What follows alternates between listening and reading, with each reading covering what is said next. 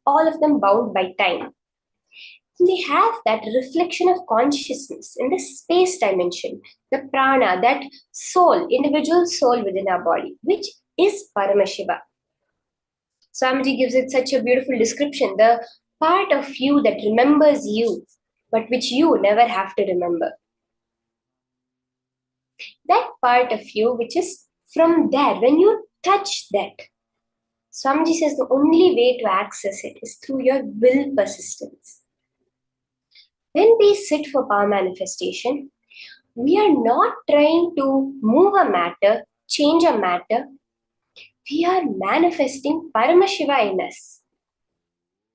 Any power manifestation we see is a result of that, is a verification, is a proof, you could say, of that you touching Paramashiva. It's like if you go, let's say we go to France, you go to Paris for a vacation, whether or not you bring anything back from there, you have gone there, right? But if you go, you buy a souvenir so that you can show, yes, I went to Paris. That same way, wherever you go and you buy something as a souvenir.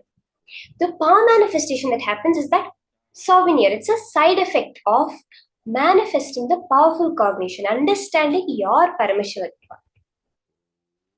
Are we all understanding this very clearly? So now, as we're sitting and doing, you can continue doing the power manifestation. You can sit without any movements.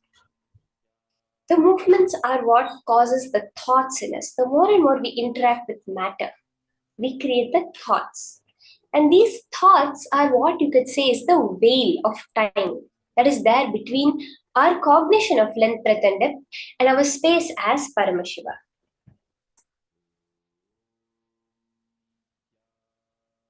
So now, as you're sitting, just intensely connect to Swamiji. Let whatever you can cognize as your awareness, your mind, your being, your life, let it all be focused on becoming Swamiji. Swamiji is that manifestation of us, our super consciousness who has come to remind us that we are super consciousness. Sit as Swamiji, as Paramashiva, as any of your Ishtadevata. That powerful blessings we just got from Swamiji, manifest that. All these power manifestations are directly related, directly proportional to your real life. When we did the Mahima power, when the size increase of an object by 1 centimeter, it reflects as you knowing that you have the ability to increase the money in your bank. When you do now doing the power of anima, that reduction of 1 centimeter in the size gives you that possibility. Yes, I know I can reduce the amount of loans I have. I can remove, I can make it disappear itself. That is how we should approach power manifestation. So as you're all sitting, understand it's the powerful cognition. When your shift happens, we play so many powerful cognitions given by Swamiji. When that shift happens, yes, I am Paramashiva. Swamiji says a regular human being can hold it up to 12 seconds. If we hold it even for 21 seconds, that click, that wow, when you suddenly see a huge mountain, for that few milliseconds, microseconds, your brain is completely blank. We say it's awe-inspiring. You're speechless. That is when you're touching Paramashiva. When the red screen first opens and you see Swamiji, you have no words to describe it. If you're able to hold that space for just 21 seconds, you go beyond the space of returning, you are enlightened. For power manifestation, Swamiji says 9 seconds being able to hold it is enough. And Swamiji says we all have the possibility to easily hold it for 12 seconds. The moments where we get intuitions, the moments where we have a feeling about something and it really turns out to be true, all of that is the power manifestation. The Mahā Vakya which Swamiji tells us to chant. So I just described the first step of power manifestation, which is that unclutched space, where the thoughts are coming and going, but you're not interacting with them. You're not attaching any meaning to them, anything like that. The next space, the next state, which is the Mahavakya chanting, where you have that constant Mahavakya's vibration. Swamiji beautifully describes when Ram Surat Kumar had blown the smoke on his face, he went into a state where everything was happening in front of him, but there was no audio, only the Mahavakya repeating. That Mahavakya repeating, it's that sound, that vibration which has the possibility, that capability to suck up any other chatter happening, whether it's the inner chatter or the outside sounds. It is the vibration that increases your frequency to that of Paramashiva. Swamiji says, wherever the Mahavakya is chanted, I am physically there. So chant the Mahavakya intensely.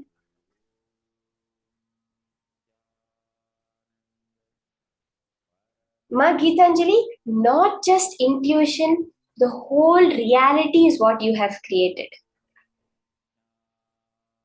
Not just our intuitions are the moments we are seeing the whole process of us creating our reality. We have this thing, deja vu, right? Where something is happening and you felt, this has just happened, I've experienced this before. That is the moment where you're starting to glimpse how you are creating the reality. Through power manifestation, you understand that is a science. Yes, if I want this to happen, I can just create it. If I want this incident to happen, it's there. I just have to pull it out and bring it into my reality.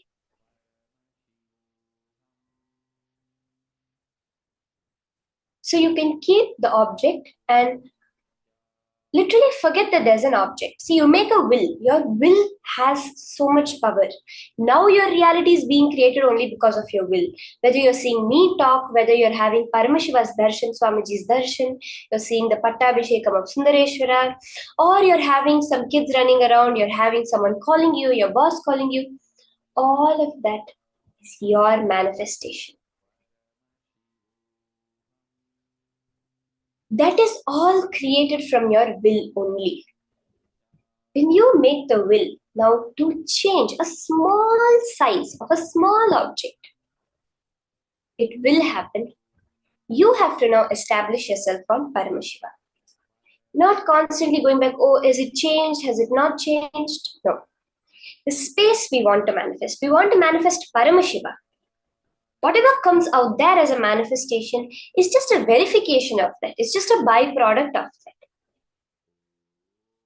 So sit and continue doing the power manifestation, intensely chanting the Mahavakya.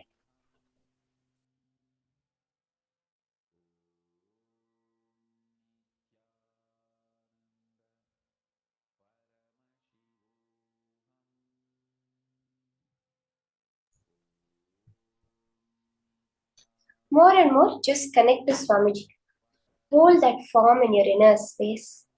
Sit as Swamiji, not as a visualization. Keep him as you itself sitting there. Swamiji's jatas, the crown. You are sitting as Swamiji. You have that huge crown. You are dressed. You are sitting in that space of eternal oneness with Paramashiva.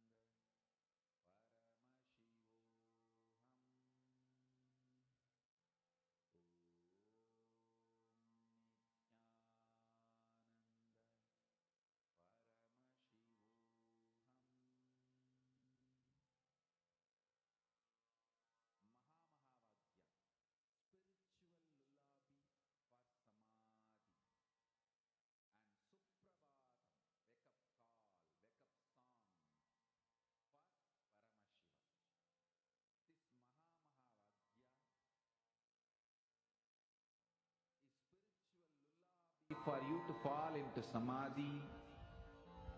Suprabhatam, wake up song for Paramashiva to wake up in you. Just remember this one powerful cognition.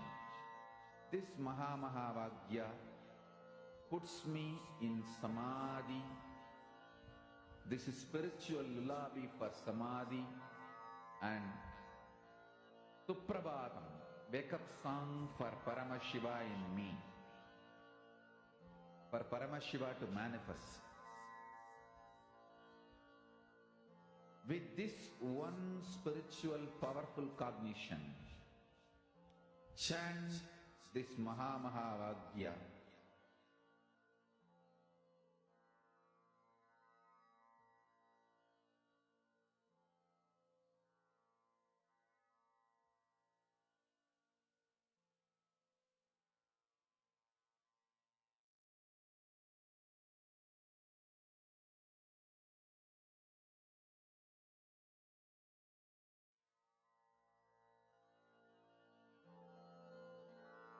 Mahavagya, spiritual lullaby for samadhi.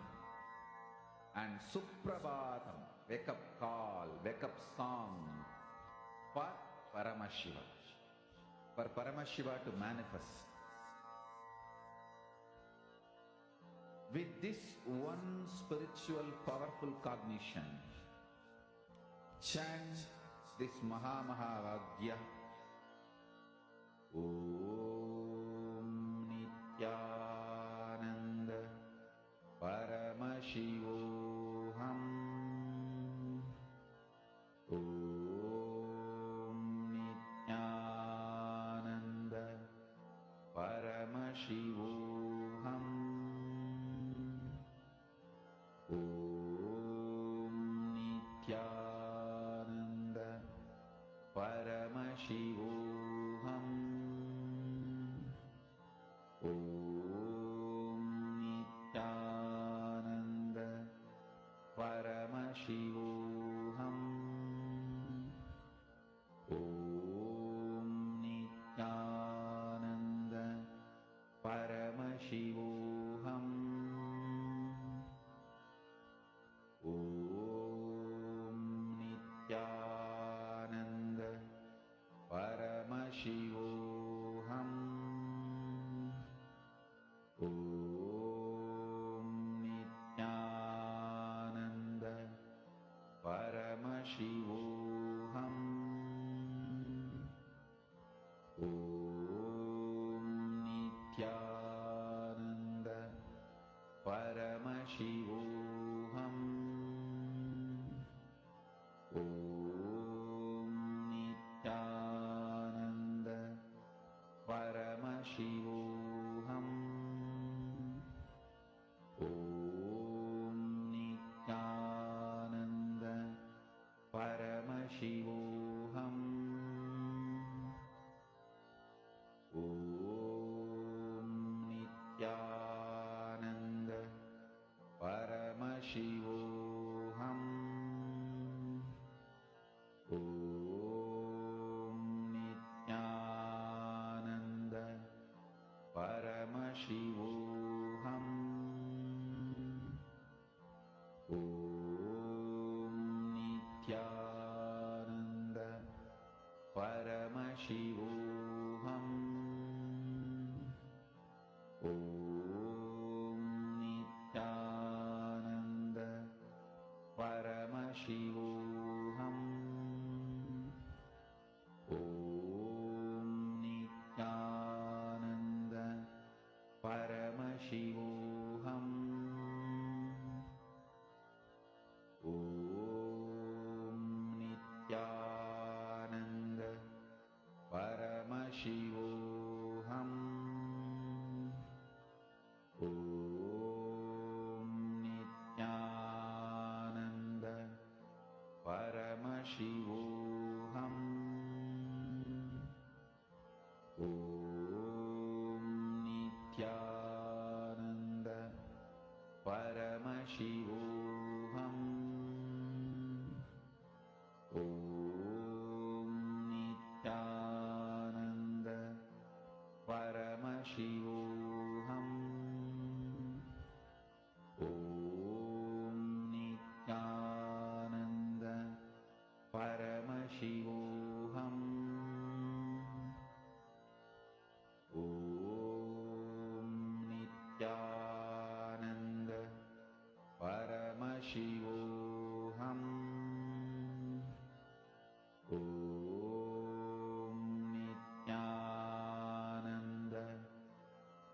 Paramashivoham. Om Nithyananda Paramashivoham. Om Nithyananda Paramashivoham.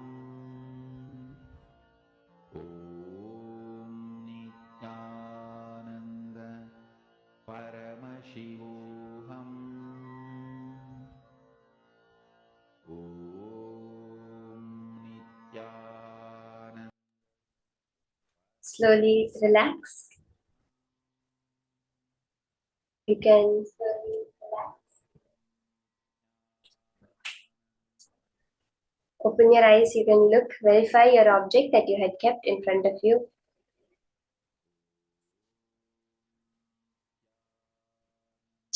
Check back whatever changes have happened in the objects that you had kept. The color, the size that has changed, anything like that. Whatever it is, you can measure it. More than that, share how you were able to experience yourself as Swamiji. How much were you able to connect to Paramashiva? What is that experience that you had? The next session is a very, very exciting session. This is such a beautiful technique, truth that Swamiji has revealed, which is so simple to do, but so powerful. That is practicing the presence of God. At every moment, how you can bring Paramashiva's presence over there. Let's now listen to these truths from Swamiji himself.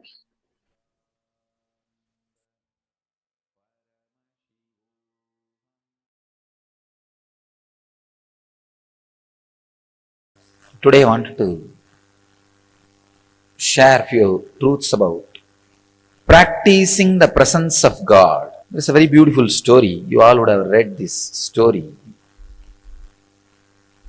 in school. There was a guru and he had 10 disciples. There was one chief disciple, very brilliant and highly spiritual. So naturally Guru was giving attention to that disciple more. So the jealous started among other disciples. So all the other disciples wanted to defame, abuse, disrespect this chief disciple who was getting too much of master's attention. Somehow they wanted to move him out of master's attention. Master also observed. He observes everything, even though you think he sits with closed eyes.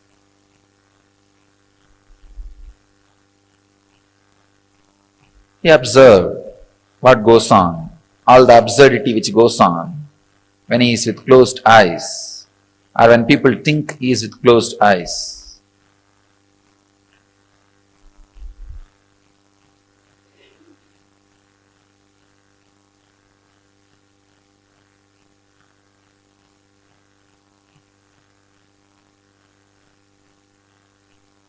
One day he wanted to tell all the disciples why he is giving more importance to the chief disciple, the sincere disciple. So he called everybody, kept a small test, giving each one of them one banana and telling them, go and eat in a place where nobody sees you, where you are not observed by anybody. All the fellows ran here and there. One ran behind the kitchen, one ran behind the sarovar, one ran outside the gate, one was hiding in the temple godown. They all ate and came back, except this chief disciple. He came back with the banana without eating it. All the disciples asked, why? He did not find any place. He just kept quiet. Master asked, he did not find any place. where nobody was observing you. The disciple says very beautifully, it's a very small story. All of you would have known. Master, I am not able to find any place where God is not observing me, where God is not seeing me. I feel everywhere His presence. This story was known to all of you as a knowledge. Unfortunately, it did not become wisdom. The story has multiple layers of meaning and understanding.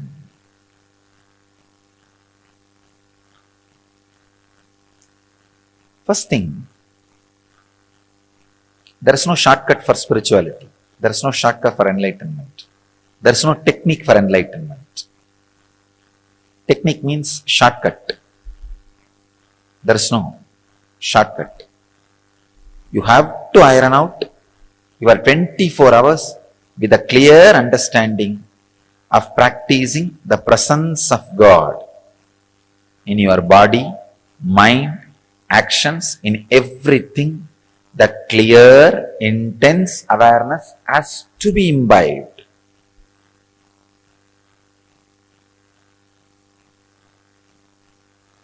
Second thing, whatever you experience as God, when you experience me, some will have 30% fear and 30% love, 30% confused emotions. Some will have maybe 50% fear, 40% confused emotions. Some will have 100% fear. Some will have 100% love, no fear. Different ways you will be experiencing the Guru. Whatever you experience as Guru, that's what your experience as God. You have no other experience. Whatever may be the experience you have about Guru, whether it is with fear or the attitude of master and disciple, or the attitude of father and son, or the attitude of mother and son, or the attitude of friend, or the attitude of beloved, practice 24 hours. Two things will happen. One, your action will fall into awareness. Second, that fear, whatever the lower experience you have about the master will extinct, will be burnt away. The percentage of fear you experience with me will be burnt away. The percentage of other emotions, except pure surrender you experience with me, will be burnt away. These two things is possible only by practicing intensely the presence of Guru, practicing the presence of the Master. When you sit in your office, think, this place is owned by Swamiji. How Swamiji will maintain this office? When you sit and talk to people, if Swamiji is here physically, how will I talk? When you do Guru Puja, when I am here physically, just remember, if he is sitting with open eyes, how I will do?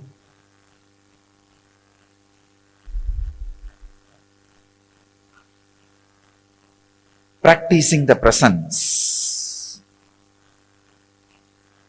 is the only way. Is the only way. Only way.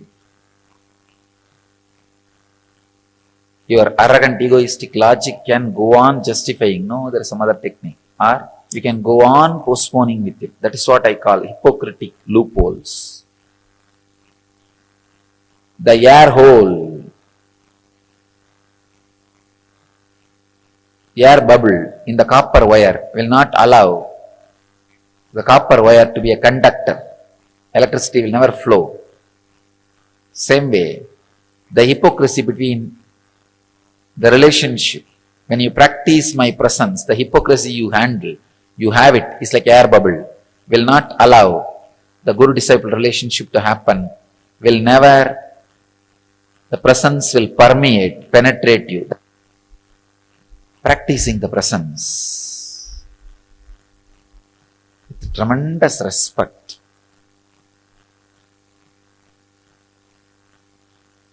Is the only way. That is the only way.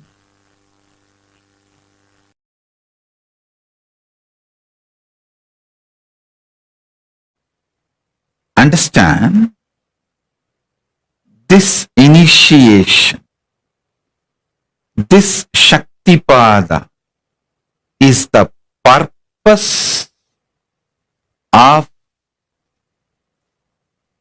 my existence, to give you this Shaktipada only.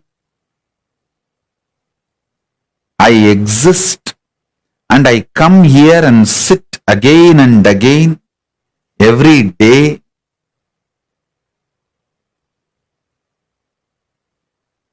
This is the reason I am alive and I reveal myself to all of you.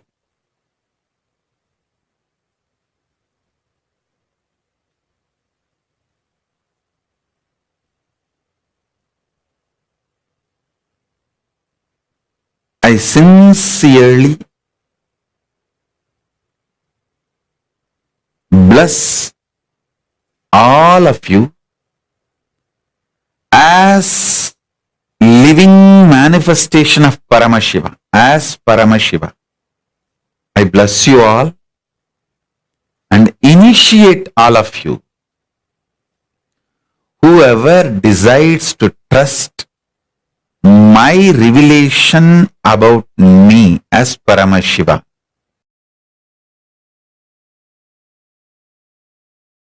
I tell you, once this happened, Arunagiri Ishvara was supposed to give me an initiation. He told me that it's a ritualistic initiation, so prepare formally. Means I'll have to get one fruit and one betel leaf and one fruit means banana, one betel leaf, betel nut. And in those days the dakshina will be that 4 annas. 4 anna is I think 25 paise. You have to keep some coin for that 4 anna. And you will have to get one towel, means a piece of cloth. These are supposed to be offered as a dakshina. So he told me, prepare everything and come with all that. He was supposed to give a very ritualistic initiation. One beautiful thing, that one thing with Arunagiri Ishvara I have seen, even though he transmits all the experiences, everything, left and right, he will never miss performing something which need to be done ritually, to educate me, to teach me a lesson. So I will do the same for all of you. He will never avoid ritual. See, he will make me experience the whole Satya of Sannyasa. That does not mean he will not perform the ritual. He will end, after that he will perform the ritual also and give formally the consolidation. So one day he told me that prepare everything and come. The whole thing will cost maybe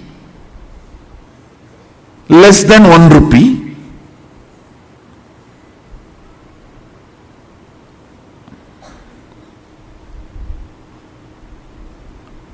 Because the towel, already I had one towel, means that Angavastram. Only the other few things I need to buy, which is less than a rupee. With including that 4 anna I am supposed to give as dakshina, whole thing will cost only less than whole thing will be 1 rupee.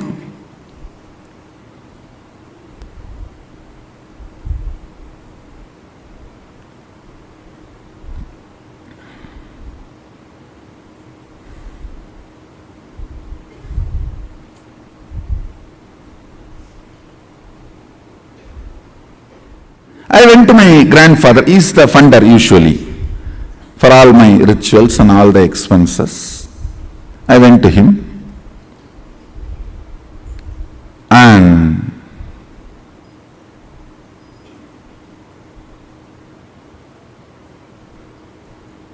I still remember that the steel table, and that side he was sitting in the chair. And usually kids, when they go and sit on, that is my bar, that jumping bar, in that I'll put my hand down and try to jump 3-4 times. Tata, tata.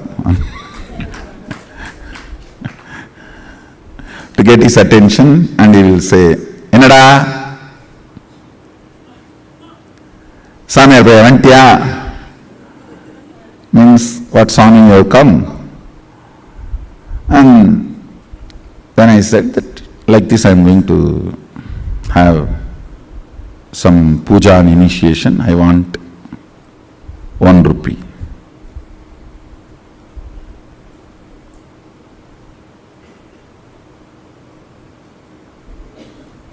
He will not usually handle the cash, so he will look at the cashier, will be just sitting next to him.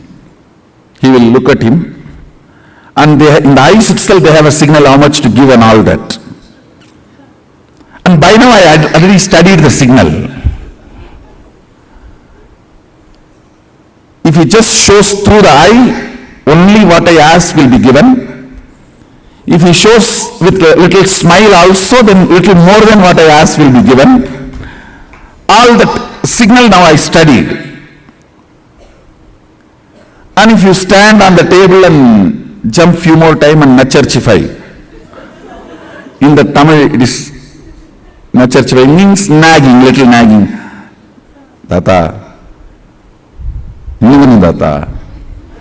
Tata, innuvanu tata. Means if you stand and nag, nacharchify, you will get 1 more coin or 2 more coin. And he told me that by the time before sunset, come. Before the sun sets, I am supposed to go to Aranirigishwara, so he has to do the rituals and give. I know now sun is going to set. I need to run. But I was standing there nacharchifying.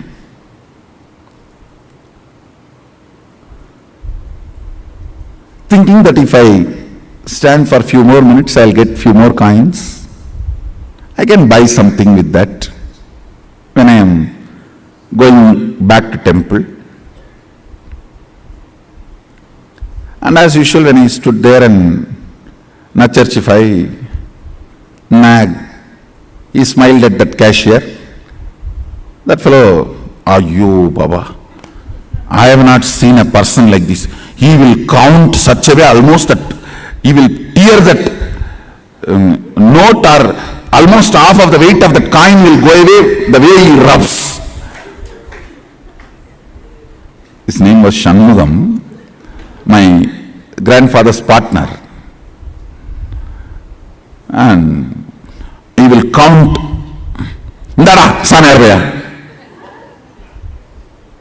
Finally, he will put that coin. So because I was standing and nagging, I got a few more coins. I think 2-3 coins he gave. I took it and ran. By the time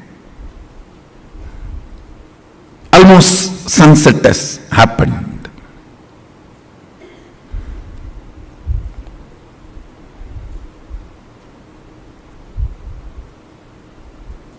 By the time I ran to him with all the things, almost sunset has happened, and listen now is the real thing.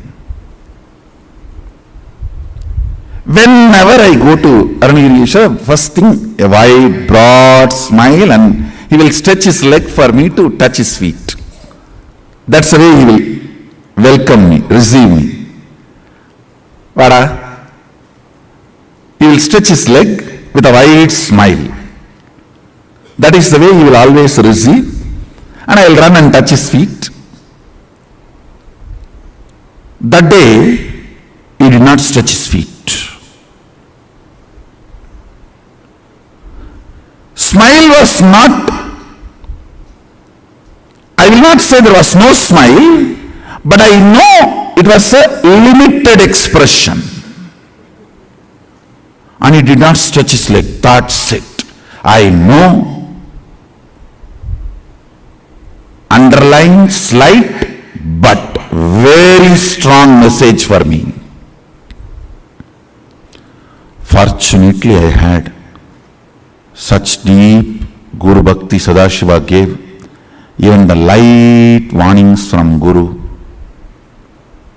made me wake up from my blind spots and catch his feet, change my cognition. I should say, that's the biggest right thing, which is much more important than the initiation from Guru, which lifted me and made me experience oneness with him.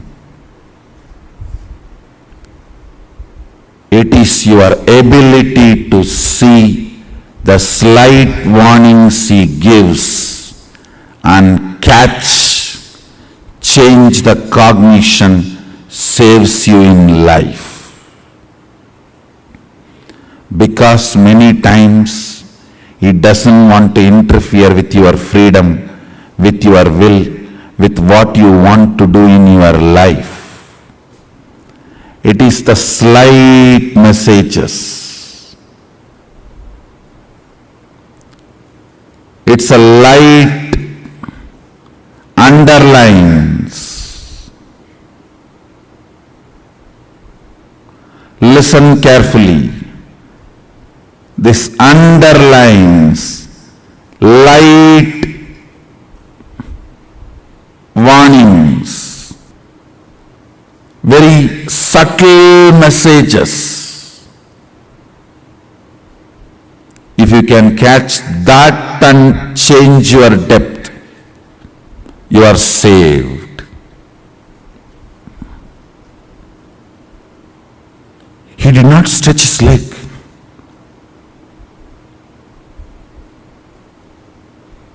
That is enough to shake me. I ran and just held his feet and said, Swami, மன்னிச்சிருங்க, late ஆயிருச்சு, தப்பு பண்ணிட்டனே, means forgive me, God delayed,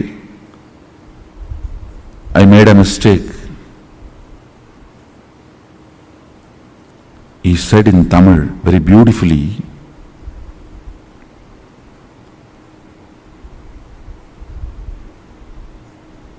இந்த சேவையை விட அதிக பணம் வேணுன்ற ஆசையினால தேவையில்லாமல் சரியான நேரத்தை இழக்கிற பரப்பா.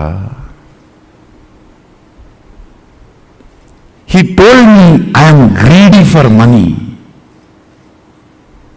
பணத்தாசையடா. It just shook me. Yes.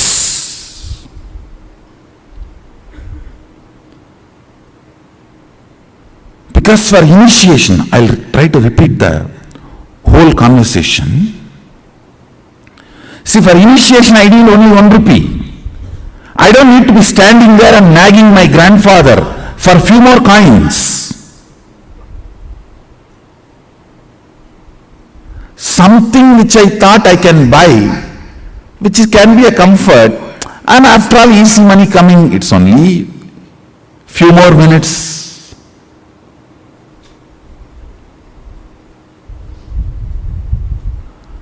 That casualness,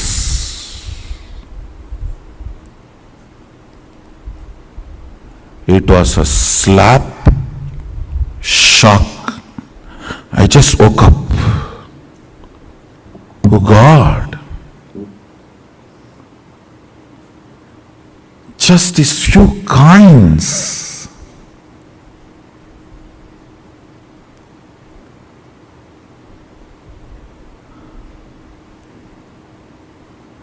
And I am a guy who never touches money. Only like this initiation or any of this Arunagiri Ishwara's work, I touch money.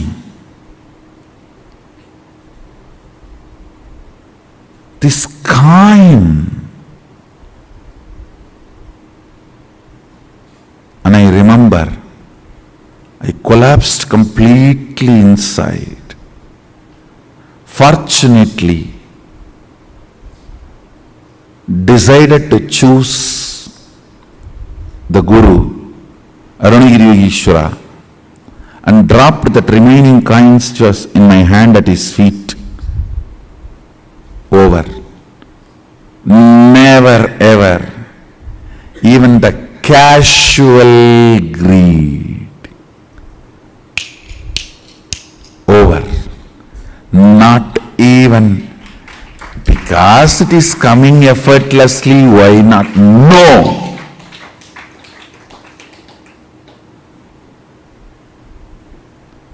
I should not even use the word greed. Even that casualness. If it is there, we can buy something. Even that cannot keep me away from my Guru.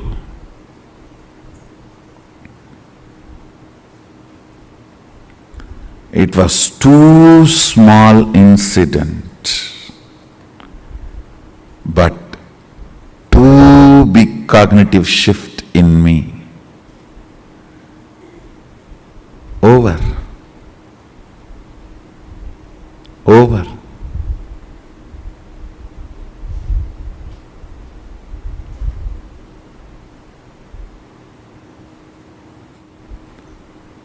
There are some messages which you cannot directly tell. If you directly tell, it will look like, oh, am I wrong? Is it wrong?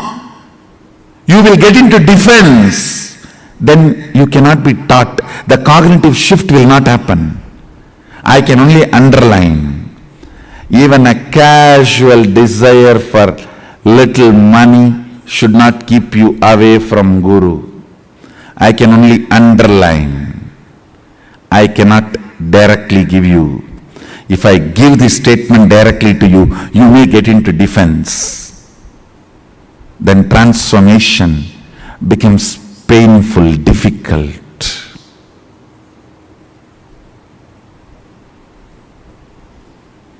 Sometimes things need to be very subtly told. You need to catch it.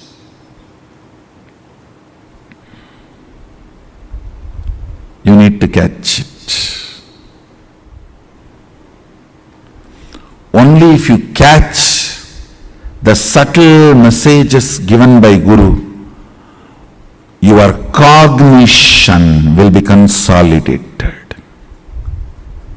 Your cognition will be consolidated.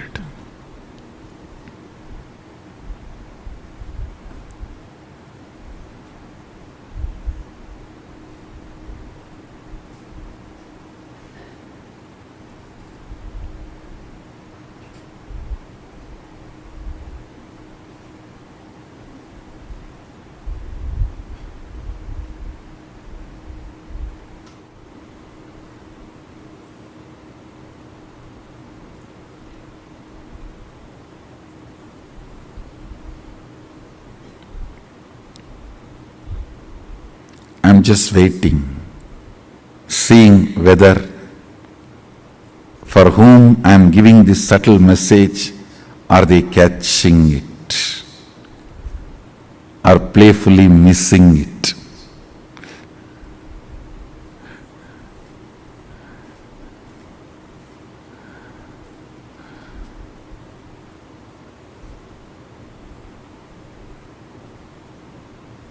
There are some who cannot be recovered.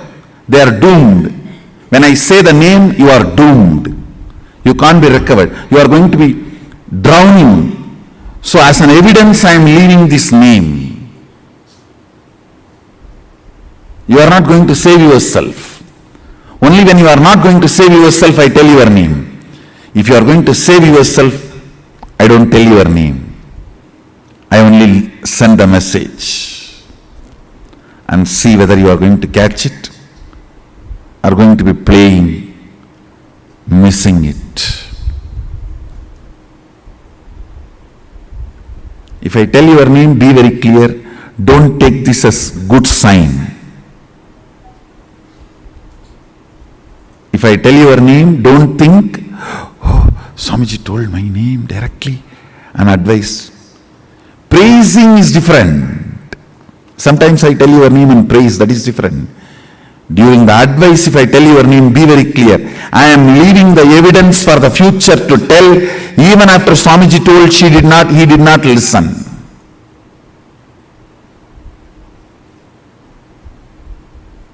If I don't tell your name, only leave the message, I have a hope you will catch the subtle message and consolidate, catch the blind spot even you are missing, which is inside you, and change your cognition. If I am telling your name, it means very clear, you are too arrogant. You are not going to change. I am telling your name so that the future, you will be the wrong example for the future to learn lesson from you.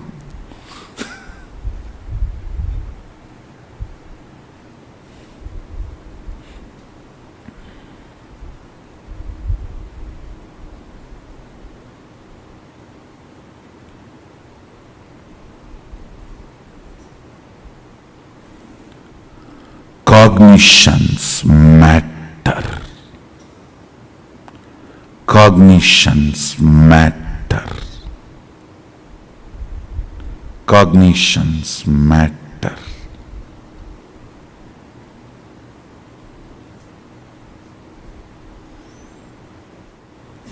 Do you know the funny thing next what happened when I collapsed at his feet? Dropping the coins.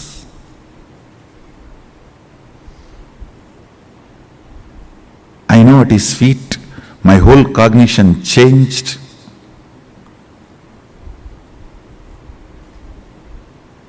I was completely new. He lifted me up and held my face casually and turned. I saw the sun is back. Sun was back. No sunset.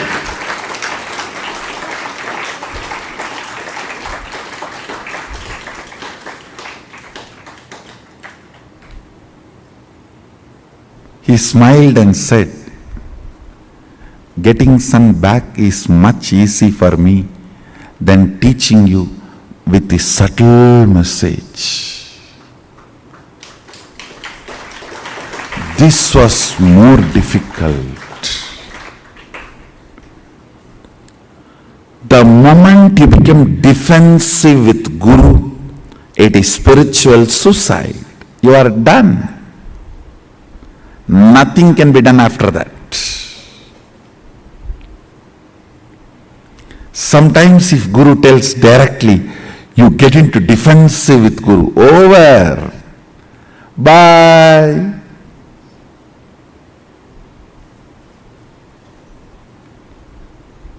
See you later when you are ready.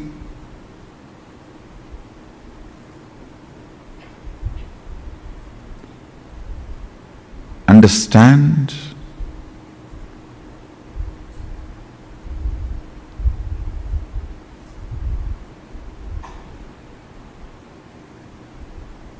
He said, making the sun set or getting it back is in my will. But you deciding to cognize my side or other side is your will. So I need to play here more subtly than there.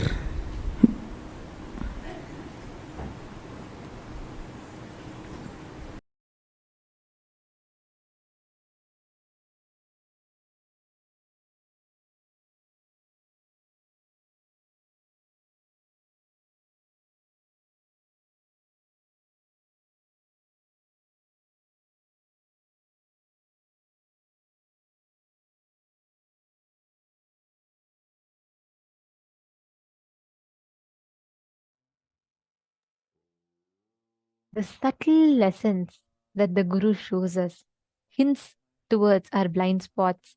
Just if we catch it, we will be saved from even the biggest of patterns that we are stuck with. just catching the subtle hints that the Master gives us. What did each of you understand with this? Catching the silent blind spots using the subtle signals from the Guru. Take a moment, cognize, contemplate, take a few minutes, spend a few minutes with yourself and contemplate on what Swamiji just revealed. And how many of you are able to see what kind of these subtle signals have you observed which exposes the silent blind spots that are there inside of you? Take a few minutes, look into you and identify what are those silent blind spots that are just crawling inside of you. Actually, many times, even we will not know what are these subtle blind spots. These silent blind spots means you don't know it exists in you, but it exists in you and it is making you like, it is making you take decisions, all of these from this space. Many times we think, oh, it's just not there. Swamiji is beyond any patterns, any incompletions. Like there's nothing. Swamiji is an avatar. But why did Swamiji reiterate on this one thing so much? Just Swamiji getting, he didn't even it was not even any greed or anything, like Swamiji said. But Swamiji is teaching all of us a very, very important lesson through this. How we need to catch the silent blind spots, means even we don't know it exists in us, but it exists in us and it influences our decisions by sitting inside of us. How many of you are able to catch your silent blind spots? Sometimes it will be like, always you'll feel it's very normal. You just don't like to, maybe go out and do something. It's very normal. You don't like to talk to certain people. It may look very normal for you, but it is a blind spot sitting inside of you, influencing your decisions. How many of you are able to recollect or identify some of these blind spots? Can I request all of you to post in the chat? How many of you are able to identify these blind spots inside of you?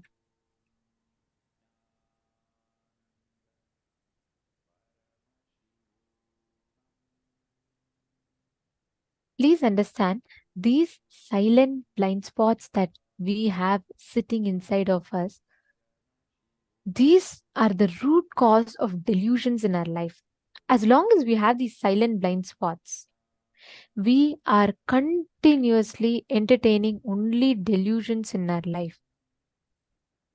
Swamiji gives a very, very beautiful lesson. Just by Arunagiri Yogeshwara not stretching his leg, you will be able to simply catch this, that, just through that, Swamiji caught the whole lesson that Arunagiri Yogeshwara wanted to teach Swamiji. Practicing the presence of God is in multiple ways you can experience this. I had shared with you all about the story of Swamiji going around the circumambulation of the hill, right? How Swamiji will say, literally for Swamiji it will be, how will Annamalai Swamigal behave? I will simply behave like that. How will Annamalai Swamigal do? I will simply do like that.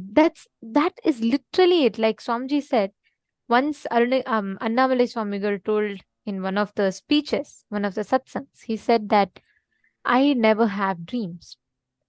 Then the moment Swamiji heard this, then Swamiji is like, oh, Annamalai Swamigal doesn't have dreams? Then I will also not have dreams. How can I have dreams? I can also not have dreams. The moment Swamiji heard this, the moment Swamiji heard Annamalai Swamigal tell, then that day when Swamiji was sleeping, Swamiji saw that dreams started coming in Swamiji. Even in Swamiji's dream, Swamiji went and told himself, stop, I cannot have dream. Annamalai Swamigal does not have dream. I cannot have dream. See, Swamiji's whole consciousness, his whole being responded to it so much that even in dream state where the eye consciousness is less and only the mind exists, even in that state, Swamiji literally stood up and said, okay, stop. How can I have dream? When Arunagiri Yogeshwara, sorry, when Annamalai Swamigal does not have dream, I cannot have dream.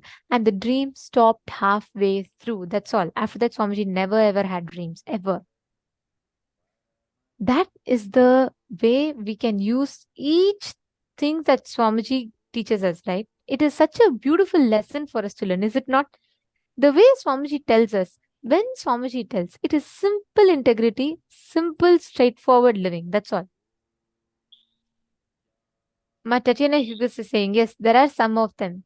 Understand, all of us have these silent blind spots inside of us. It sits inside of us and affects so many of our decision-making capabilities, like so many decisions that we make is affected by the silent blind spots. Because even we are not conscious. Even we don't know what decision we are making, why we are making it a certain way. But Tatiana Hughes is asking, Ma, what if we have dream with Guru? Ma, please understand, all dreams are incompletions. If you have Swamiji coming in your dream, and when you wake up, if you're able to remember it in color, it is vision. Swamiji tells, if you're able to recollect your dream, if you saw the dream in color, it's a vision, it's not a dream. Understand, all the dreams that we have, we only have it in black and white. Now we all think, no, I remember my dream was in color. I'm very sure. It's because once you wake up, you add color to it to perceive it. But we only have, our dreams are only in black and white. But even in the dream, you will feel it with such vivid color. Vivid color. And sometimes even in the dream, you will feel like your eyes, it's just so bright for your eyes, and like it'll be very vivid experience when it is vision. It's not dream, it's vision. You can be rest assured that it is darshan that Swamiji has given to you.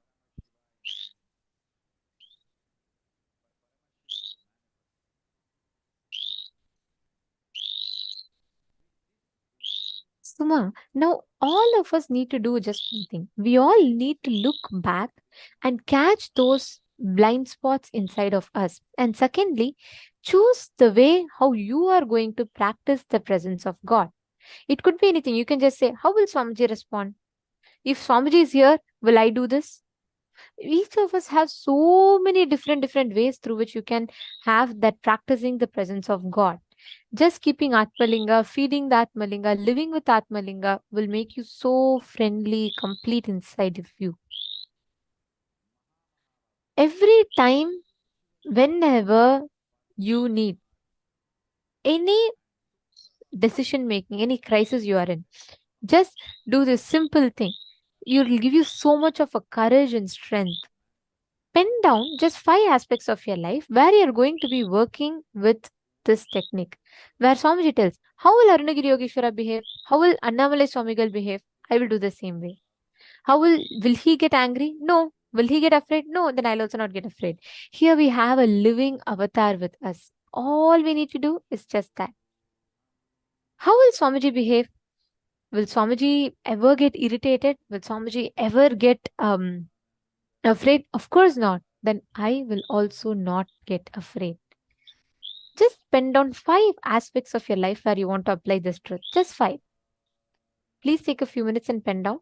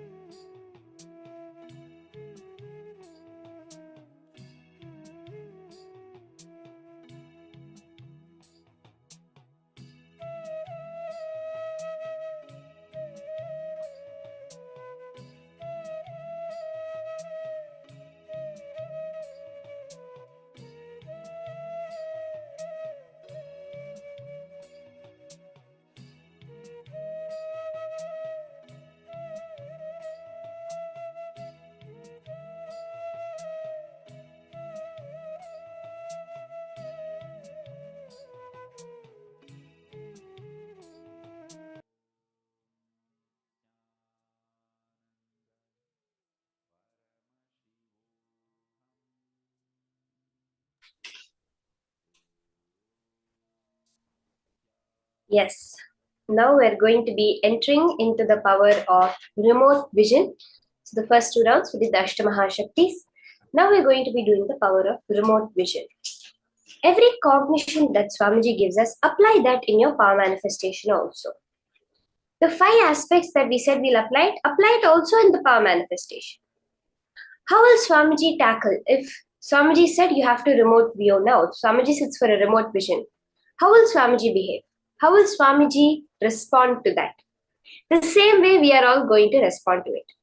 This power of remote vision is literally that, remote vision. You'll be able to view a remote place, sitting wherever you are without the aid of any external objects or technology.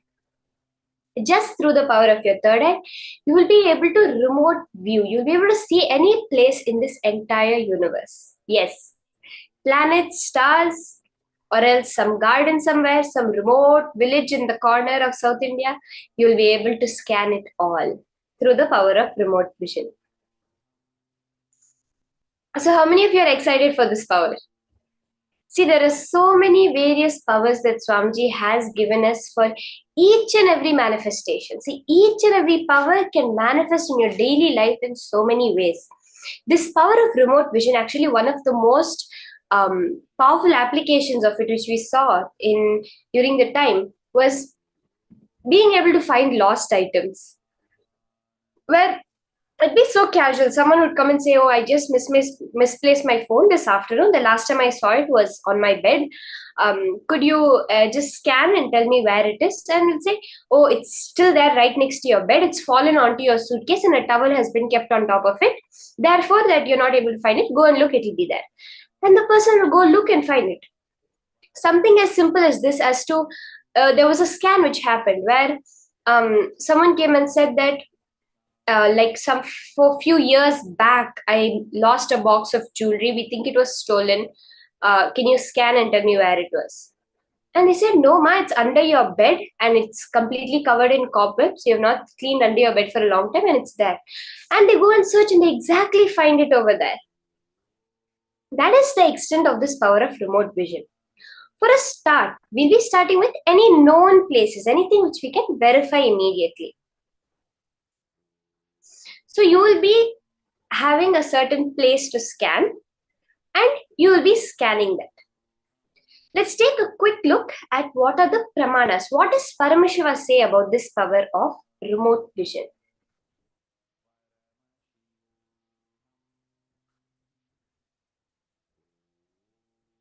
So the Shastra Pramana for the power of remote vision is from the Vijnana Bhairava Tantra, Sutra 92, Dharana 69. Vyomakaram swamatmanam dhyayed digbhiranavritam nirashraya chitish shaktihi swarupam darshayet tada. Bhagavan Paramashiva says, concentrate and cognize with restful awareness on one's self in the form of a vast etheric space or sky. Vyomakaram, your Swa-Atma, your own self, as vast as the entire universe, which is limitless in any direction whatsoever. Digbhir anavritam.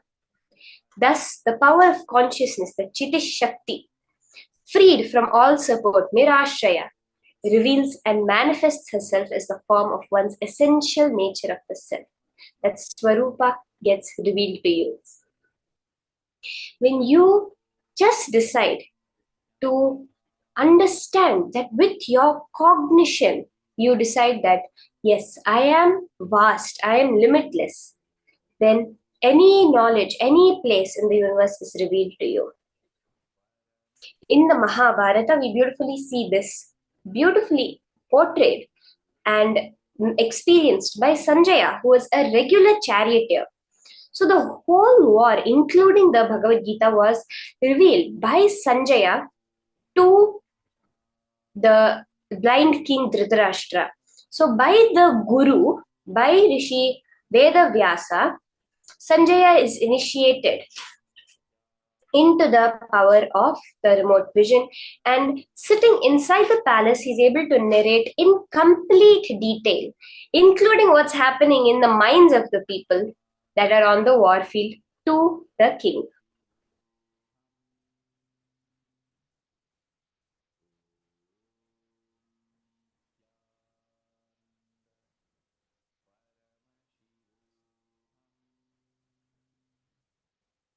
We see Swamiji's own beautiful manifestation of this power, where Swamiji's guru, Narayana Swami Tata, who was well known to be able to see remote distances in the mirror. So one day a senior police officer came to Narayana Swami Tata, including till today, Narayana Swami Tata's picture is there in the police department. So they came to ask Narayana Swami Tata that we were looking for a thief for the last week or so, we're not able to find him. Could you please help? And this was a regular occurrence. But then Narayana Swami Tata did something different this time. He told Swamiji, you scan. He told the young Supreme Pontiff of Hinduism, he told Swamiji, you scan it and tell. Not only did Swamiji scan the whereabouts, he showed the whereabouts of that thief to the police officer. And exactly as Swamiji had revealed, the police officer was able to catch and find that thief. Now, all of us are also going to manifest exactly this power manifestation. So, you're going to connect to a partner in this first round.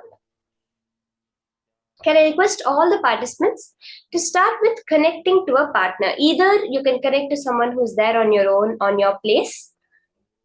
If you're watching us live on YouTube or on Facebook, you can connect to any friends, family, any beings who are there around you to do this power manifestation.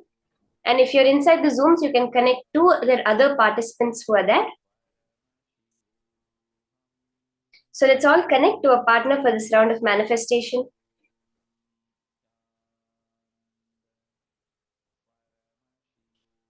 As we're doing the manifestation, the parameters you're going to be scanning are going to be shown on the screen. So you're going to be scanning the various parameters. For example, like how many rooms are there in the house, how many bathrooms are there in the house, how many windows, how many doors, what is the color of the interior, the color of the exterior, and various details we're going to go in this manifestation. So can I request everyone to please partner up for this round of manifestation? Let's all take a few minutes and connect. Yes, Ma Mohini Lata, you can connect to Ma Priyatma Swarupini.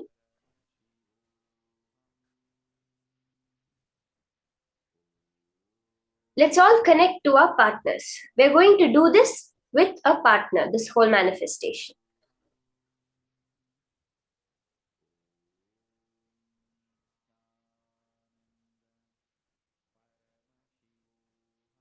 You can request your partner to give you any particular place. It can be their house or some place they've been to. They can just give you the name of that place. What you are going to be scanning, right now we have the parameters on the screen.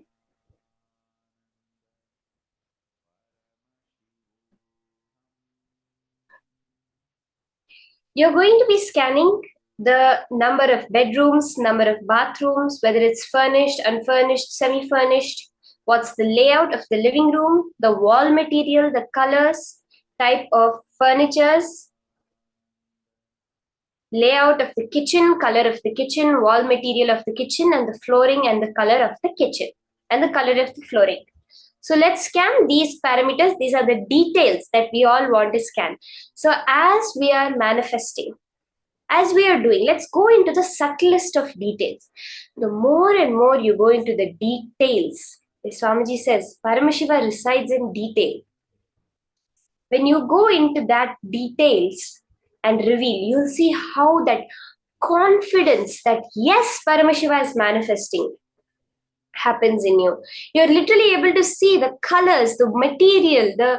We had an incident where a Nithyananda Yogam participant was scanning, was able to see the make of the table that was printed on the right hand corner underneath in tiny font. He was able to scan the make of the table. That is the level to which the whole power manifestation will go. Yes, I see more people partnering up.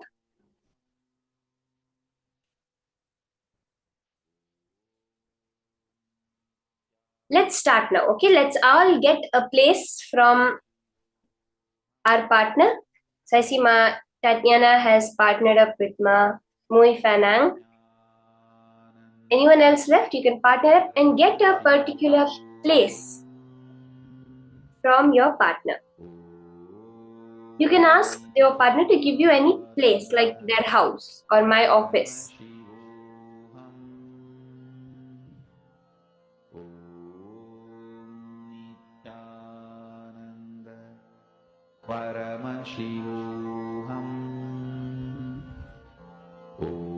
Once you have gotten the place,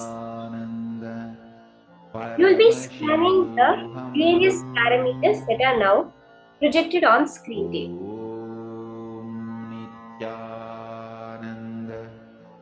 Maybe we can start with scanning our partner's house. So you can scan your partner's house where they are living. Scan the number of bedrooms in their house, number of bathrooms in their house. How is the status? Is it furnished? What the layout of the living room is? Meaning where the sofa is, where the TV is, where the table is. What material is the wall? Is it a wooden wall? Is it a cement wall? What color is the wall? Is it blue, green, white, black? And the type of furniture.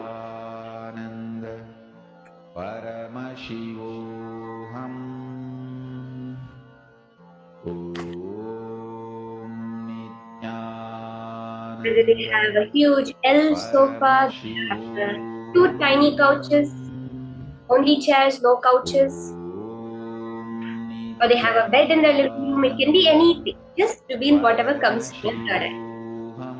Then you can move to the kitchen, the layout where the sink, where the stove, the counter space, where are the cupboards, what the color is, what the wall is made out. It's a tiled wall, or is it cement, is it wooden, and the flooring, the color of the flooring.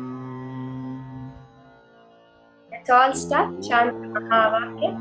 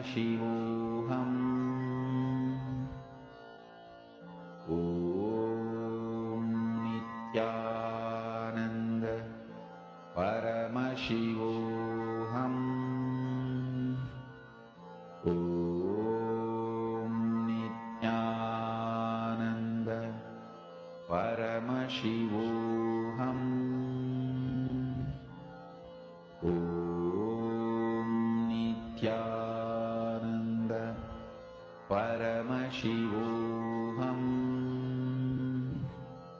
Om Nithyananda Paramashivoham. Om Nithyananda Paramashivoham. Om Nithyananda Paramashivoham. Om Nithyananda Paramashivoham. Om Nithyananda Paramashivoham. Om Nithyananda Paramashivoham. Om Nithyananda Paramashivoham. Om Nithyananda Paramashivoham. Om Nithyananda Paramashivoham. Om Nithyananda Paramashivoham. Om Nithyananda Paramashivoham. Om Nithyananda Paramashivoham.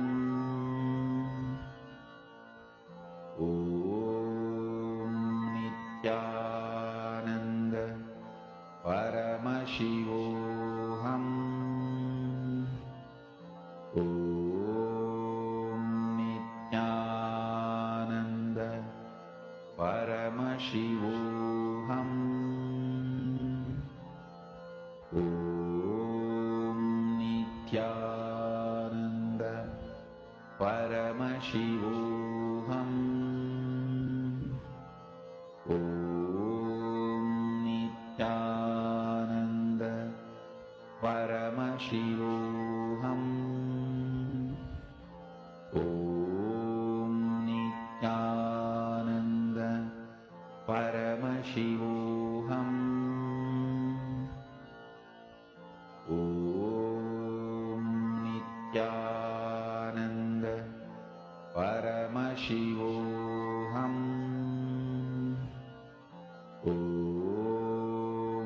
As you're doing the manifestation, you can start sharing with your partner also what you're hearing in the third eye.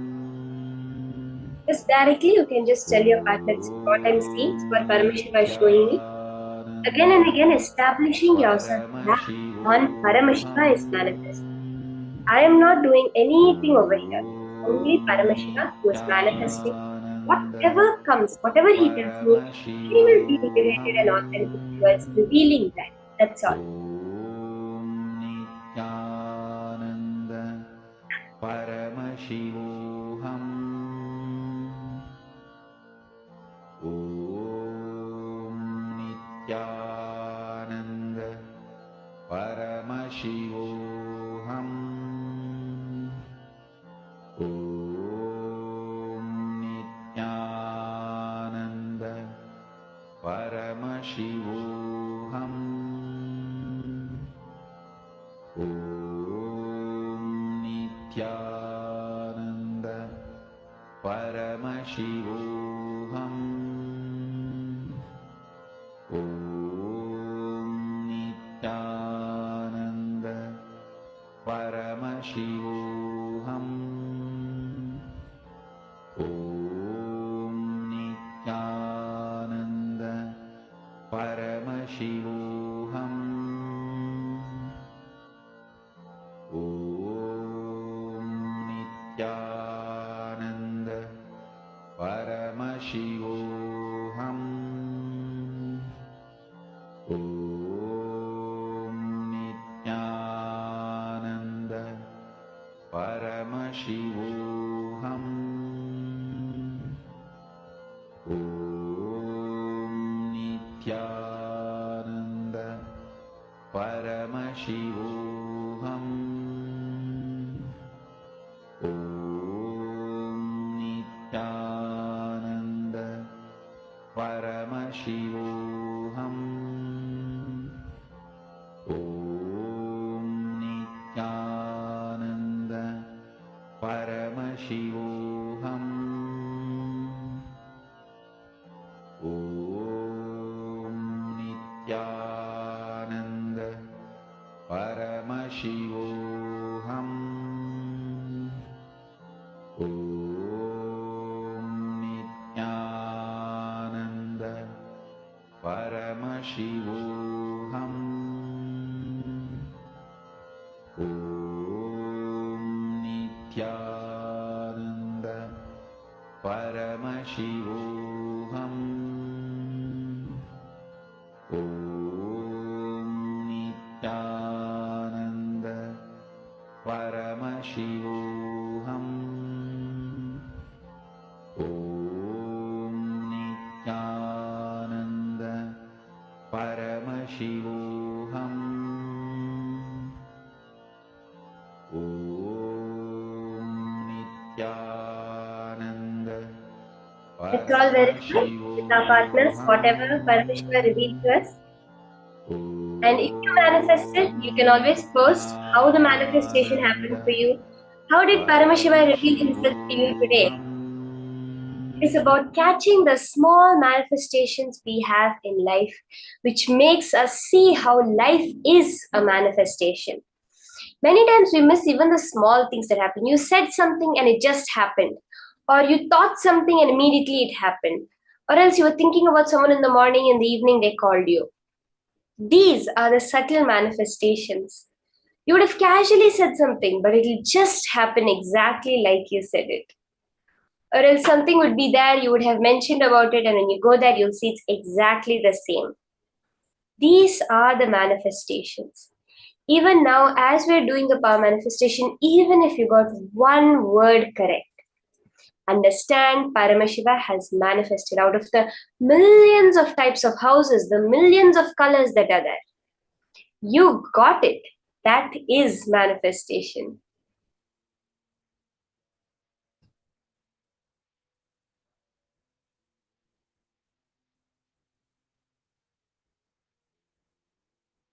So let's all post. How did Paramashiva manifest in you today? How did it happen? You can post that. Throughout the day, we're going to be quickly doing different powers that we covered throughout the whole program so that we can keep it engaged, alive, and manifesting Paramashiva in all the ways possible.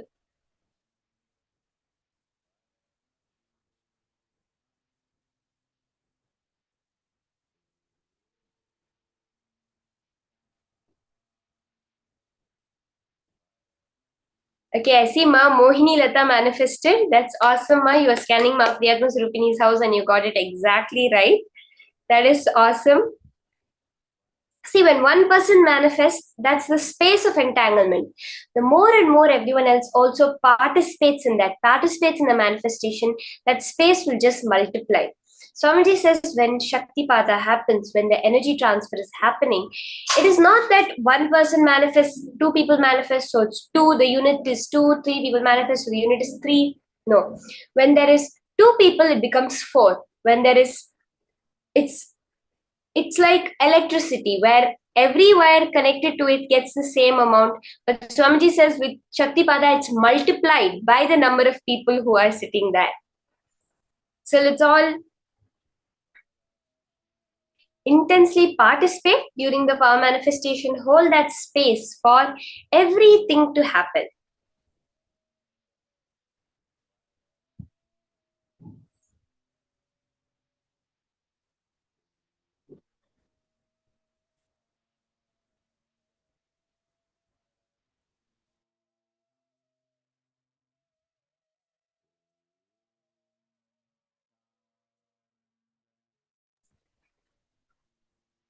Now, we're going to be entering into the next powerful session from Swamiji.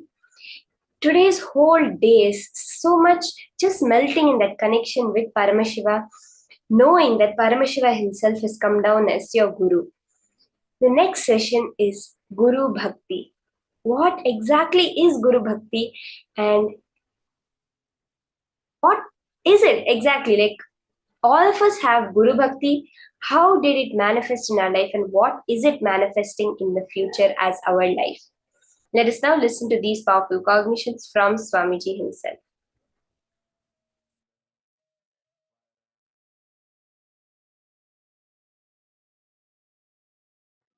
Whenever you fall for someone, you are in deeply love with that person.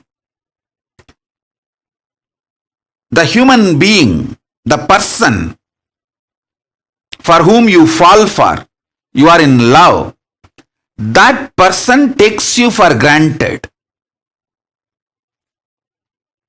You feel the other person for whom you have fallen is not loving you so much as you feel for him or her. Listen. Whenever you fall for someone, you always feel the other person for whom you have fallen, that person takes you for granted and that person does not love you, have feelings to the same level you have. Sometimes this is the way you feel, sometimes this is truth also.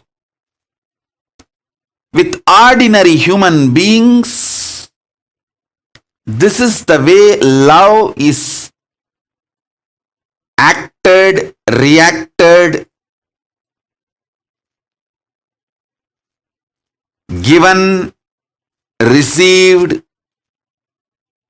reciprocated. This is the way the love flows with ordinary human beings.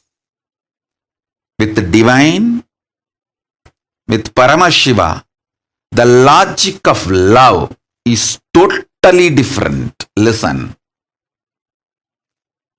When you love me, when you fall for me, first thing, I raise you. Second, I shower life energy in you. When I shower life energy in you, your consciousness is the most superior asset, wealth, property for you and for the world. Listen carefully.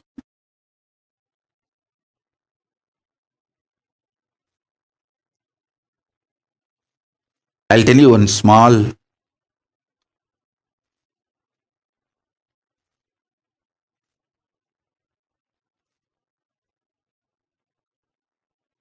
very sweet, intimate happened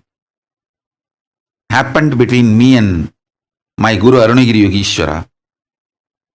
I carried food for him one day and he was eating. Few food parts fell from his mouth with his saliva by mistake when he was eating with the hand. I just took that. He thought I am cleaning it up and I may throw it away, but I did not throw it away. I just put it in my mouth. Prasada. The Guru Uchishtam. Guru Prasada. He smiled at me. I still remember. He said, now this body, showing my body, has also become precious asset for the world. It will do a lot of good. In Hindu tradition, the Guru Uchishta, the food partaken by the Guru Prasada, is sacred, very sacred. Guru Padodaka means the water with which Guru's feet is washed. The food which Guru has partaken, Guru Uchishta, Guru Padodaka, is highly sacred in Hindu tradition.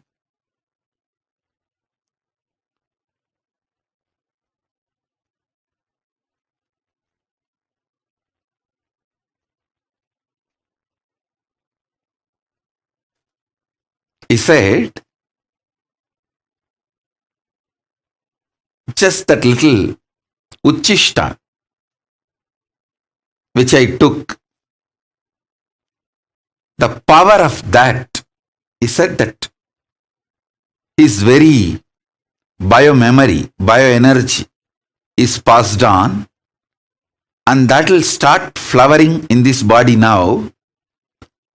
This body also is a precious asset for the world because of what it is manifesting. Listen sincerely, intensely. When he loved me, he made me sacred.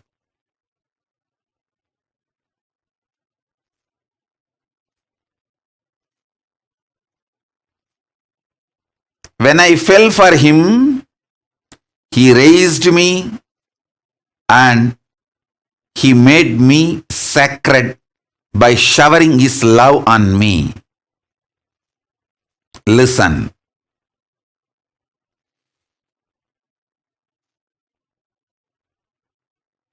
All of you, my disciples, followers, whom I initiated, all of you have received the greatest, best Uchishta, that is mantra, the Mahavagya, which I used most in my life, is the Mahavagya. The mantra, if you have received, you received the best, greatest Uchishta from me.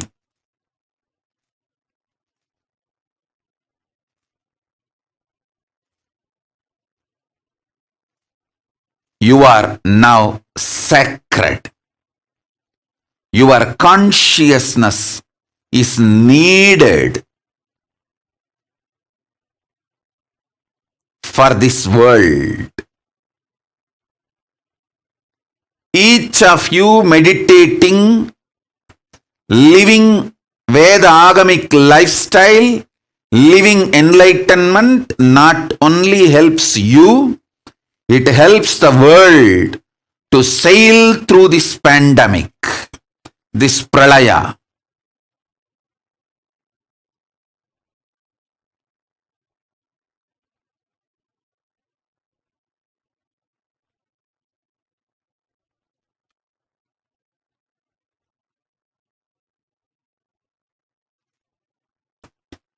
So when I fell for my Guru, he raised me and showered his love on me and made me sacred.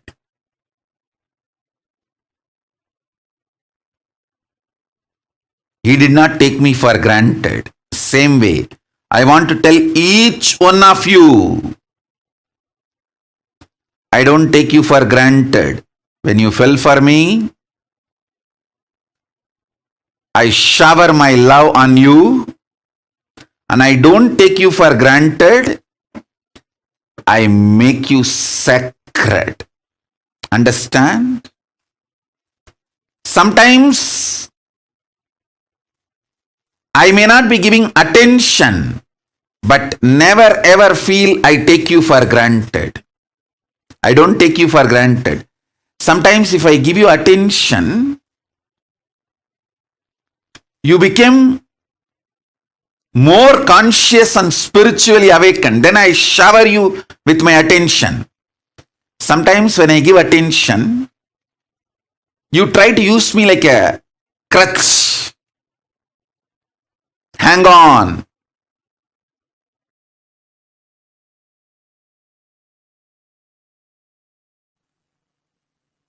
Paramashiva's message directly from Kailasa. Listen. Reality of the existence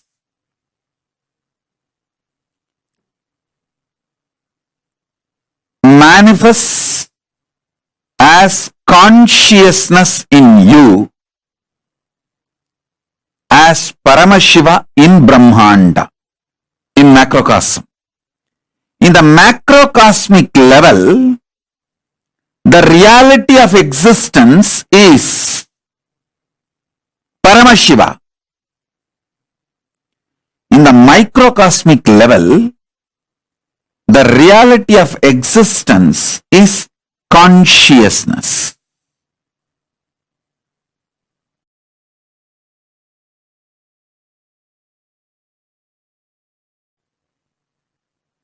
Listen intensely.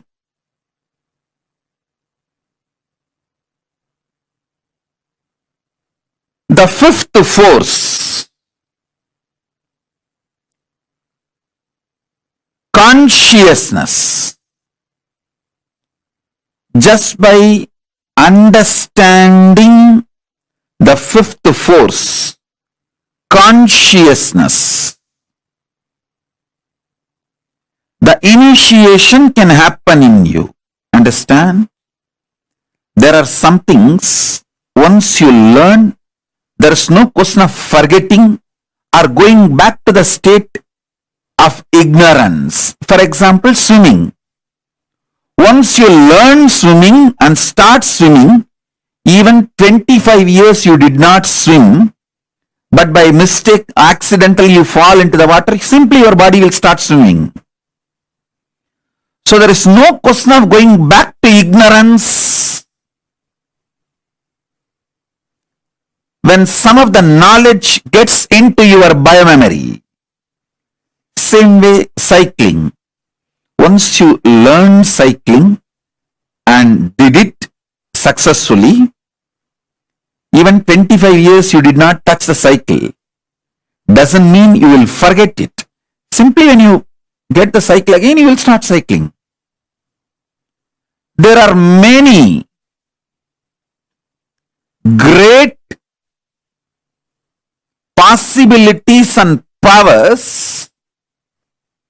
Once it gets into your biomemory,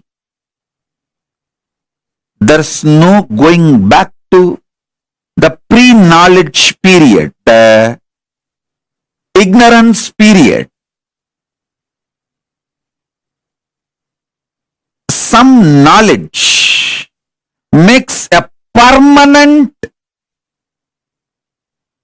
awakening, alteration in you. This knowledge about consciousness, the fifth force, will make permanent transformation, change in you. There is no going back to the space of ignorance or pre-knowledge zone. Once you receive this knowledge, there is no going back to pre-knowledge time or ignorance period. Listen.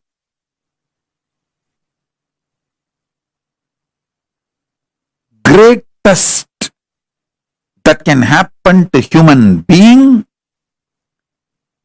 is this conscious reality becoming the existence, part of your existence. Listen, this conscious reality can be part of your existence if you have a direct feeling connection, Guru Bhakti. It can just like a jumping of the flame, transmission of the lamp. Hey, Paramashiva is real. Over. You just know. Swamiji said it. Paramashiva is real. Paramashiva is real. And based on that, your whole cognitive shift happens. Your existence shifts. From that reality, you cognize, exist, act, manifest, gravitate, do everything.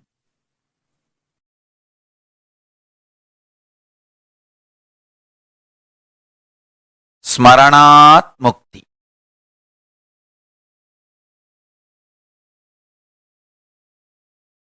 Remembrance liberates. Understand? I was seeing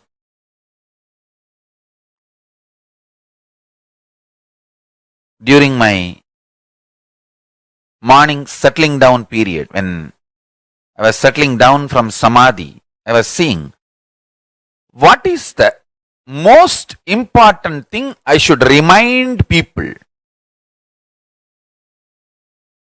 I saw Paramashiva revealing, remind people to remember. Constantly write remembrance. Understand?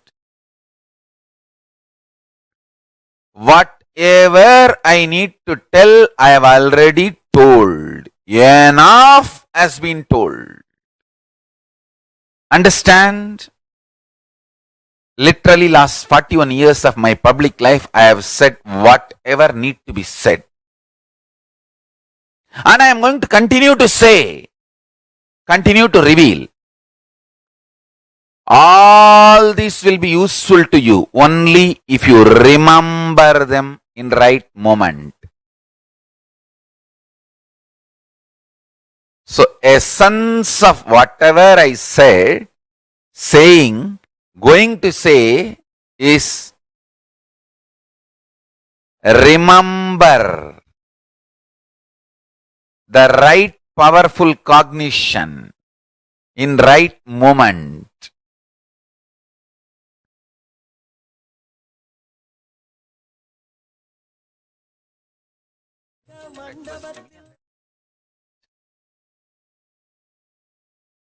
Whatever I said, saying, going to say, essence of all of that is Smaranat Mukti.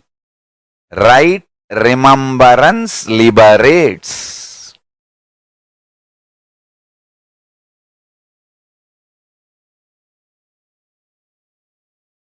I can see clearly how beautifully, systematically my life evolved.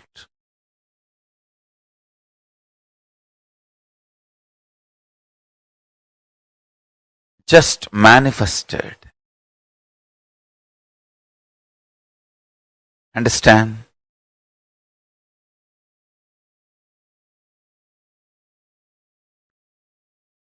When you remember the right powerful cognitions in right time, immediately liberation.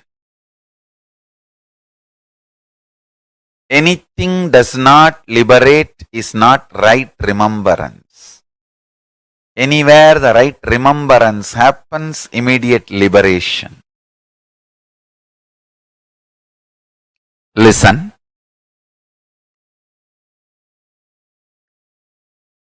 Life is all about how many times you remember powerful cognitions and experience liberation, and how many people you help to remember powerful cognition and manifest enlightenment. That's all. That's all. Understand? The more and more people you support to get powerful cognitions, the more and more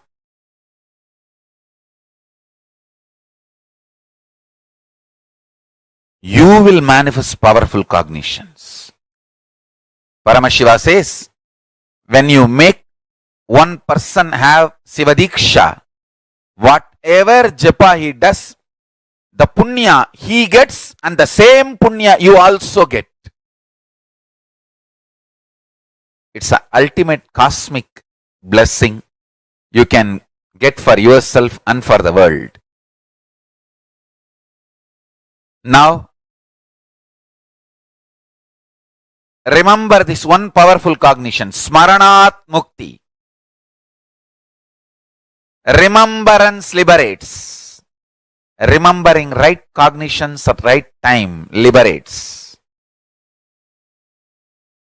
empowers, enlightens.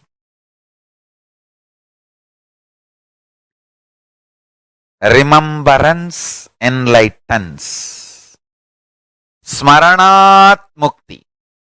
If I have to literally translate that word, Smaranat Mukti, into English, right remembrance enlightens and empowers. Right remembrance liberates, enlightens, empowers.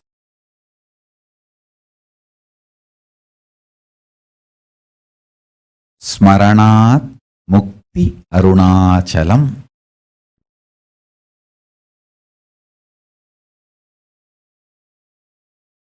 Being with that which neither need to be remembered, can be remembered, nor can be forgotten, or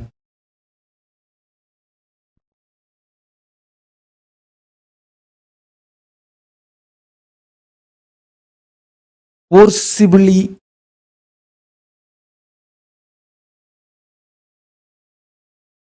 no need to remember it. Anyway, you can't forget it.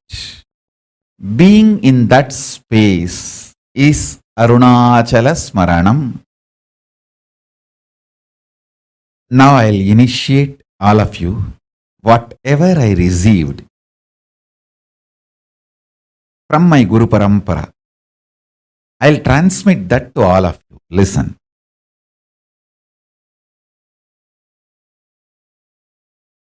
Brahma Aksharam, Mahā Aksharam. It means just the 3 dot in Tamil letter, 3 dot. It's called means just put your throat on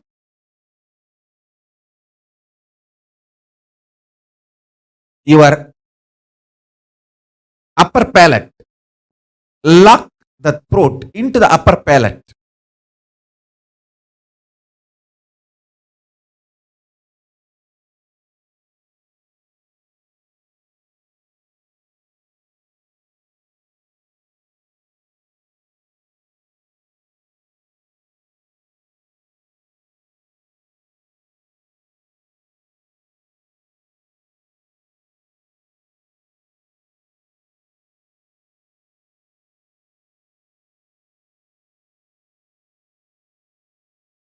Listen. Listen sincerely. I'll repeat. Brahma Aksharam. The Mahā Aksharam. Ultimate mantra. Truth. This is what I received on this Yoga Pattabhishekam day. I am giving you that to all of you.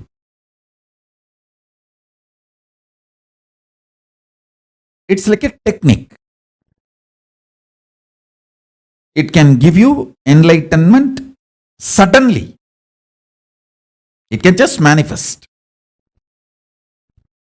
See, first understand, there is something which does not need to be remembered in you, which is there as you, which remembers everything. See, in all of us, there is something which you don't need to remember. That only remembers everything. Whether you are sleeping or you are in waking state or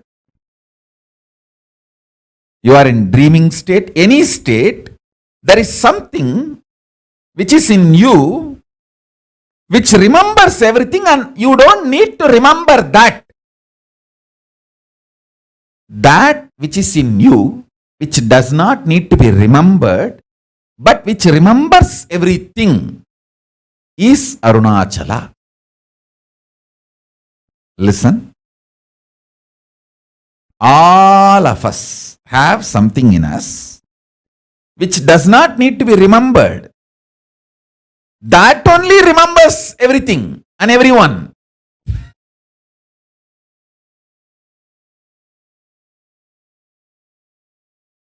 That is Arunachala. That is the most powerful reality.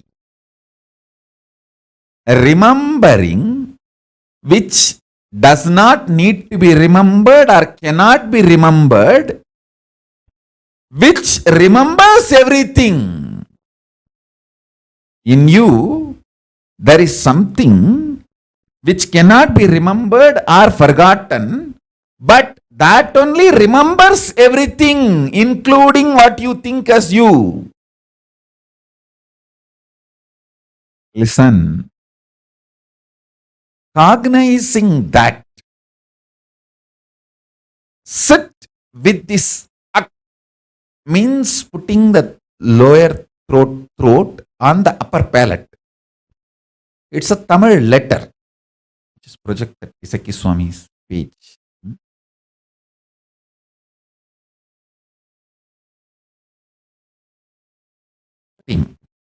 Listen, I am projecting the page where my Guru has written in his own hand the Isaki Swamigal. Of course, he left the body before this day. He initiated much earlier. Even though Kuppammal did the Yoga Pattabhishekam on this day, the initiation was done much earlier. But this was the initiation. Listen. Remember in you, which does not need to be remembered, which is there forever in you, which remembers everything.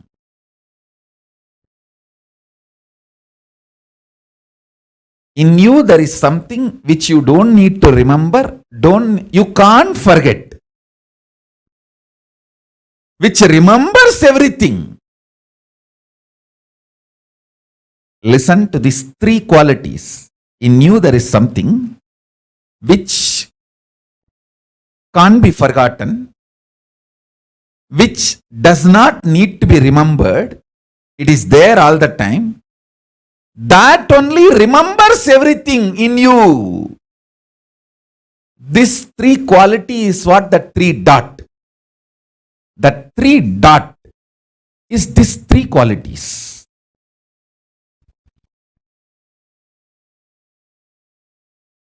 This is the Brahma Akshara, Mahā Akshara. Remember this three quality. There is something in me which does not need to be remembered, which is there all the time, which cannot be forgotten, which is there all the time. Whether I am sleeping or deep sleep or dream, it is there. That's why when I wake up, I just know I slept well. So even through the sleep, that is there alive. And that only remembers everything. This 3 point is the Brahma Akshara. This 3 point is the Brahma Mantra. Brahma Akshara, Mahā Akshara. Just cognize this and sit with the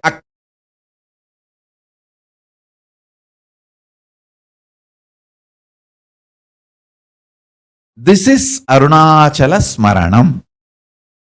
Just by Smarana Mukti, liberation. It is a very simple but very clear initiation. All those were done. I'll give you now the essence. Listen carefully. Number 1. Brahma Dhyanam means being in that ultimate Parabrahma, Paramashiva, Parandama, which is the ultimate. Paramam, Paramatma, Paramashakti. All these words you can use. That Paramam, ultimate. Being in that Paramam, that is called Brahma Dhyanam. Brahma Aksharam, the syllable which puts you in that space. Mahā Aksharam, Brahma Aksharam. That Brahma Aksharam is this 3 dot. You can see in my own Guru's handwriting, Brahma Dhyanam, that word in Tamil it is written, and 3 dot. That 3 dot is the Brahma Akshara, ultimate mantra, which puts you in Samadhi immediately. And now I will give you precise cognition. This 3 dot means, understand, there is something in you which you don't need to remember. It is there 24 hours. When you are waking state, when you are in dream state, when you are in deep sleep state, it is there. Even during deep sleep it is there. That is why after sleep when you come out you say, I slept so well. So it is there. You don't need to remember it. And you can't forget it. It is there. Which you don't need to remember, which you can't forget, and that only remembers everything. These 3 qualities put together, there is something in you. That is Arunachala. That is Paramatma. That is Paramashiva. That is Parabrahma. That is Parandama. That is Paramashakti. That is Paramaguru. And that is Paramatma.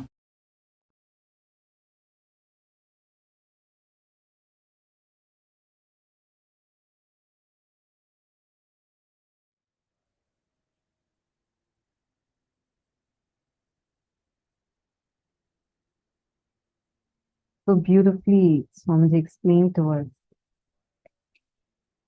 the understanding of Smaranat Mukti Arunachala. Each of you right now, take a moment, type in post, what is the exact understanding you got? And Swamiji said about Arunachala, what is it exactly, precisely, what did you get as an understanding? Please take a moment and post.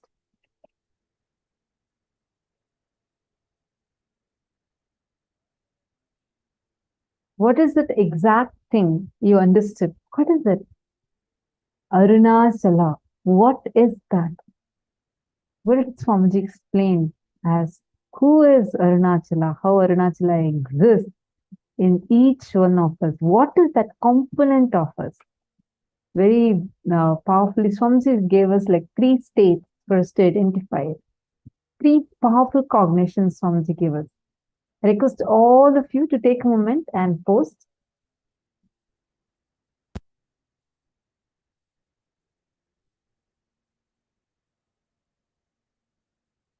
Okay, Bliss. Ma Kalyani is asking, Ma, just tell me how to unclutch. Sure, Ma Kalyani. Sorry, did you get the answer or are you still here? I see it's a message from earlier. Come on, all of you take a moment and share. What did you understand as just Arunachala being inside of you? What a powerful way Swamiji explained. Smaranat Mukti Arunachala. That which resides in you, which is there in you, even without your effort, like you don't even need to remember it. That remembers you. That is Arunachala. It exists and it remembers everything that's happening in your life. That component of you is Arunachala.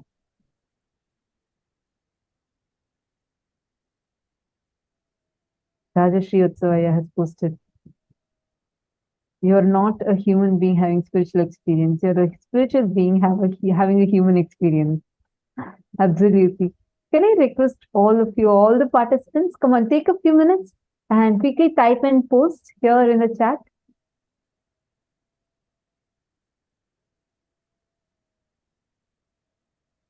Nithyanandam, Jeronimusaya, Taikizang, Govindanaya, Ashokaminaya. Can I request all of you take a moment and please post in the chat, what did you understand as Arunachala?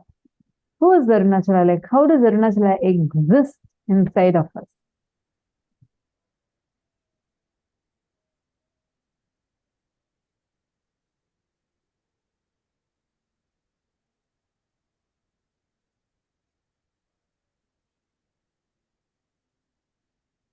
Each of these truths are actually empowering us so much. If you cognize the essence of what Swamiji said, whether it is practicing the presence of God or whether it is putting yourself in right remembrance. Actually, when I was listening to this, I was remembering one of the participants' questions yesterday.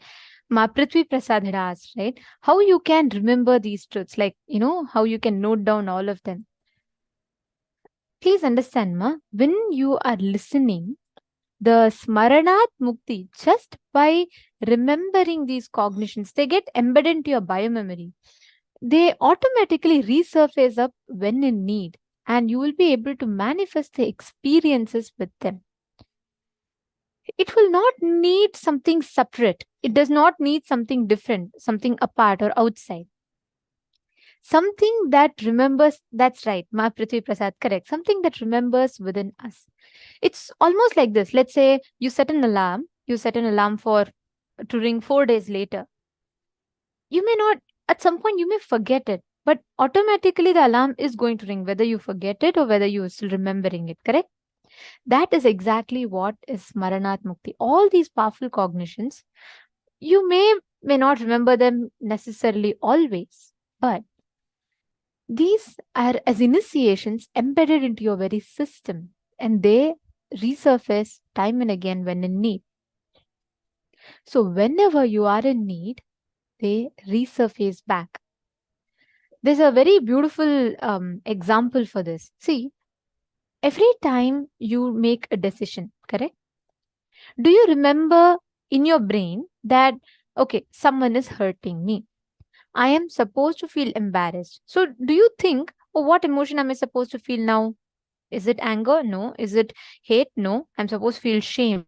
Okay. Yes. Pick that up. Is that like a lengthy process for you to remember that you're supposed to feel ashamed? Then after that, you're supposed to cry, and then you give a command for your brain to bring tears, and then the tears come, and then you start the process of crying? No. It's just instantaneous, right? The moment someone tells you, okay, I don't like you anymore, automatically that emotion pops up in you. How? Do you remember each time? Do you say, oh, 1 minute, I have my emotion baggage notebook, so I need to go and see what notes it is, what emotion I'm supposed to have, so I'll go get it? No. It's just there. It comes up. Why? Because the repetitive number of times that you have put yourself through this conditioning, it's a conditioning. It's not default. It's not nature. If you, from a for a child, if you teach from its very birth that whenever you're happy, you're supposed to cry, when it grows up, it will cry. It is just the way you program yourself, the way you think. You've trained your cognitions to function. So now, whenever someone tells you, you don't need to remember that you have to cry. It just automatically happens, right? In that fraction of a second, the whole decision-making process is over. Same way, it's the exact same science, but applying it for the good purpose. Like, for example, the same science when you use for powerful cognition. Every time someone hurts you, what do you remember?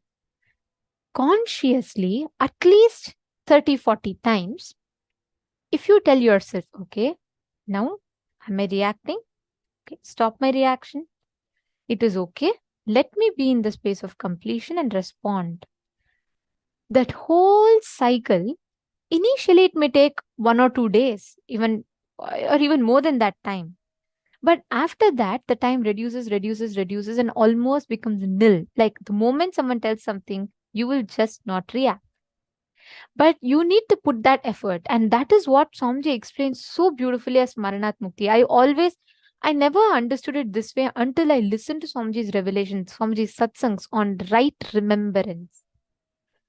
We all choose to remember our incompletions, entertain, cherish, and make the future decision based on those past.